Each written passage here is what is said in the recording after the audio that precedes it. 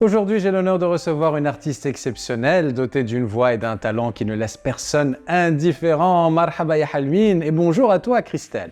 Salut Marc et salut à tous les followers de A de Pas du Liban. Je suis Christelle, je suis chanteuse et je viens de sortir ma nouvelle chanson « Alors je reste » qui parle de Beyrouth, ma vie. Christelle, je sais que tu as conquis le cœur de nombreux fans. Mais pour ceux qui ne te connaissent pas encore, est-ce que tu veux bien te présenter en quelques mots ? Je fais de la chanson française, je suis une grande fan de Charles Aznavour, Michel Berger, Jacques Brel. Donc je m'inspire de toutes ces références, ces chanteurs, ces paroliers, pour faire des chansons françaises à texte, qui sont remises un peu au goût du jour, voilà, avec des instrumentations beaucoup plus modernes. Je suis franco-libanaise, j'ai la chance d'avoir grandi entre la France, le Liban et la Côte d'Ivoire. Dernière chose, très importante, je suis folle amoureuse du moukhiye. Je trouve que ce plat devrait être mangé matin, midi, soir, tous les jours de l'année. J'ai eu la chance de te découvrir dans la comédie musicale Jésus, où ta voix et ton interprétation m'ont littéralement ébloui.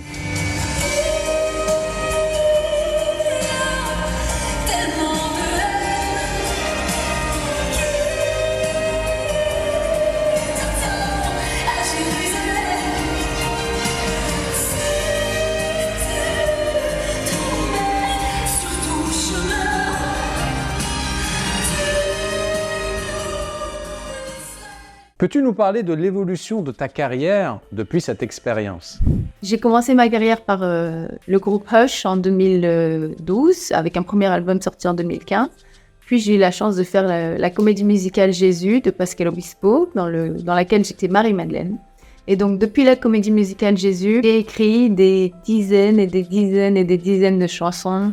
J'ai noirci des carnets dans tous les sens, avec des idées, de mots, des phrases, des rimes, des mélodies, etc. Tu as récemment lancé ton projet solo avec la magnifique chanson « Alors je reste ». Qu'est-ce qui t'a inspiré à choisir ce titre pour démarrer cette nouvelle aventure ? J'ai voulu démarrer ce projet par une chanson donc, que j'ai appelée « Alors je reste », qui parle de Beyrouth, qui parle même à Beyrouth, depuis le début de la crise et puis depuis l'explosion du port de Beyrouth. J'ai essayé longtemps de trouver les bons mots pour parler de ça. J'arrivais pas, franchement, j'ai passé 3 ans à chercher, j'arrivais pas à trouver les mots.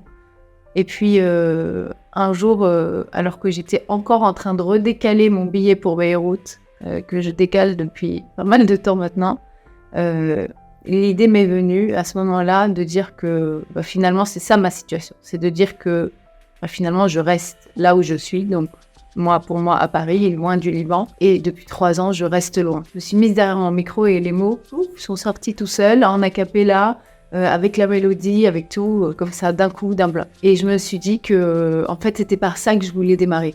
Je voulais mettre Beyrouth comme point de départ.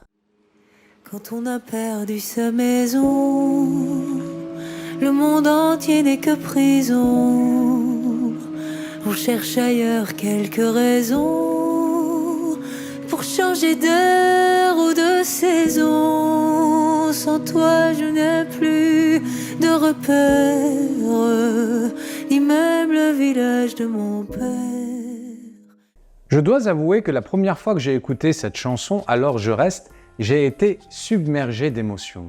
Ta voix cristalline chargée d'émotions et le texte poignant m'ont rappelé cette douleur que je ressens depuis l'explosion du port de Beyrouth, douleur que je sais partagée par des millions de Libanais de la diaspora à travers le monde. Ceci dit, tournons-nous vers l'avenir. Christelle, quels sont tes prochains projets artistiques ?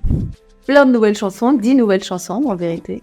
Donc là, j'ai pour projet d'en sortir une tous les 2 mois à peu près. Et surtout, d'ici la fin de l'année, croise les doigts, pouvoir retourner sur scène, commencer à les faire vivre sur scène avant même de les sortir en digital, pour que les chansons soient chargées d'une énergie de live, soient chargées d'une âme, etc. J'ai vraiment envie de les partager sur scène bientôt. J'imagine bien faire une série de concerts secrets, des tout petits concerts, avec un petit nombre de personnes qui seraient là, très proches. Je vais pas vous mentir, c'est un projet plutôt mélancolique. Alors moi, je suis une grande fan des chansons tristes. Moi, personnellement, quand j'écoute des chansons tristes, ça m'aide à extérioriser pas mal de sentiments, de choses, etc. En fait, je cherche à trouver de la poésie derrière une forme de solitude ou derrière les épreuves qu'on vit. Alors certes, la mélancolie a une place de choix dans la musique, mais pour changer de sujet, parlons un peu de gourmandise. J'ai une question que tout le monde attend. Quels sont tes 3 plats libanais préférés et pourquoi?